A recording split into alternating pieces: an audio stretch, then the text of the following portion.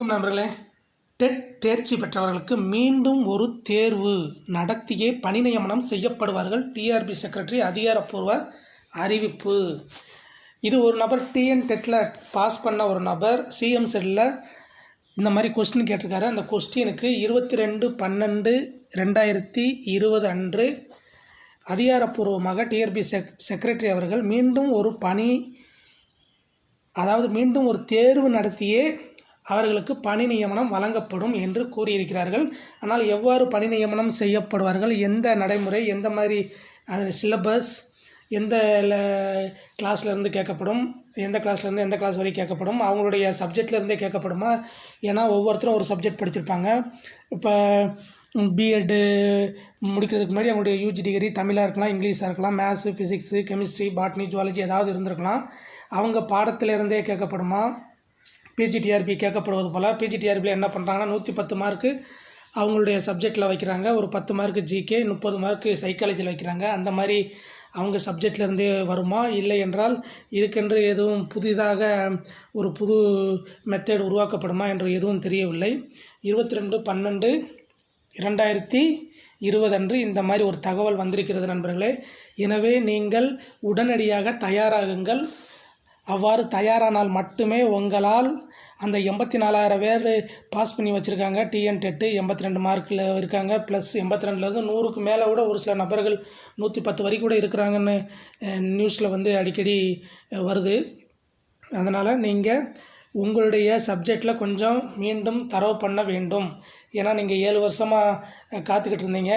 உடனே முன்னாடி 2012 2013 அப்படியே டைரெக்டாக பணி நியமனம் வரும்ன்ற நினச்சிட்டு இருந்திருப்பீங்க. அது இல்லை நண்பர்களே.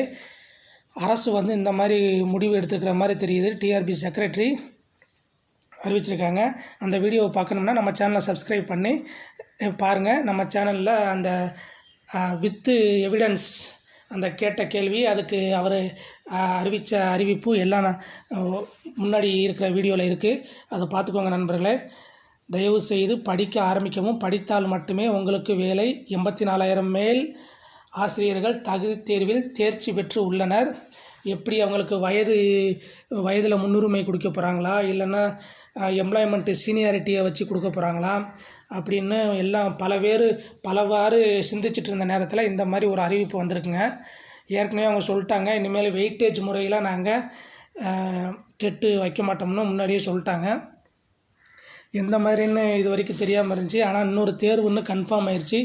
இந்த தேர்வு கன்ஃபார்ம் சொன்ன பிறகும் அதிகாரப்பூர்வமாக வெளிவராவிட்டாலும் அந்த நபர் கேட்ட கேள்விக்கு, அந்த சகோதரரோ சகோதரியோ கேட்ட கேள்விக்கு இவ்வாறு தான் பதில் அளித்திருக்கிறார்கள். எனவே இதுவே நாம் அதிகாரப்பூர்வ அறிவிப்பாக எடுத்துக்கொள்ளலாம் நண்பர்களே. ஒரு நொடிய உடை தாமதம் செய்யாமல் உடனே ப்ரிப்பேர் பண்ண ஆரம்பிங்க. எப்பப்போ உங்கள் டைம் கிடைக்குதோ மறுபடியும் நீங்கள் ஏற்கனவே உங்களை ப்ரூவ் பண்ணியிருக்கீங்க. போட்டியாளர்கள் 84,000 பேர் மட்டும்தான்.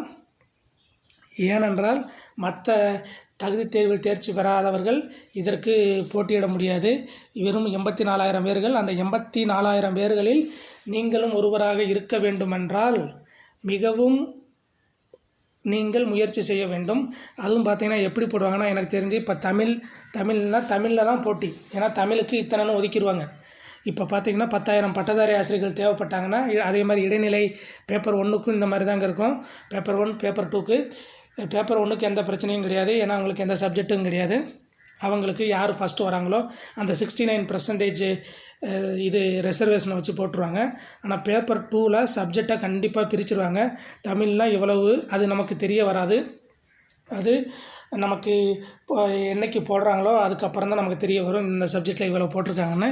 சரிங்களா? அதெல்லாம் நமக்கு தெரியாது. இப்போ தமிழில் இத்தனை பேர், ஆங்கிலத்தில் இத்தனை பேர் அப்படின்னு முன்னாடியே டிஆர்பிக்கு தெரியும்.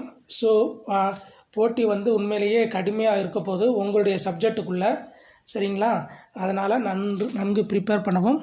இது பண்ணுற வீடியோக்களை பெற நம்ம சேனலை சப்ஸ்கிரைப் பண்ணுங்கள். உங்கள் ஃப்ரெண்ட்ஸுக்கு வீடியோவை ஷேர் பண்ணுங்கள். வீடியோ பிடிச்சிருந்தால் லைக் பண்ணுங்கள்.